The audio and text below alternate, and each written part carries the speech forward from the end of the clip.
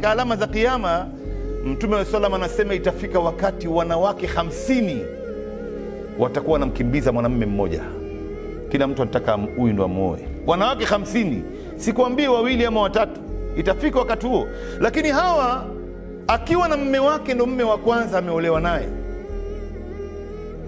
haruhusu mwanamume huyu aoe mke mwingine. Lakini lao ataachika au mume wake huyu atakufa, yuko tayari kuolewa kwa mwanamume mwingine, nyumba ya 4, wacha ya pili, ya 4. Lakini yake hapa haruhusu yeye.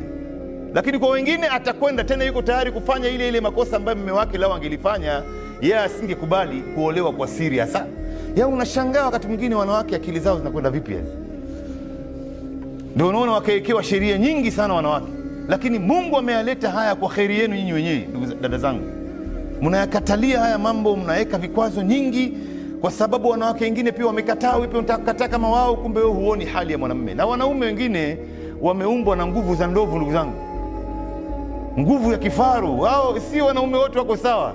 Mwanamke mmoja labda amtoshelezi bwana, ampi haki yake kisawasawa, anaambiwa oa mke wa pili, anaoa mke wa pili, bado wanawake wawili wote hawa anawaona mswaki tu. Anaambiwa oa mke wa tatu, mke wa tatu bado anaona ni nyasi mbele yake, oa wa 4.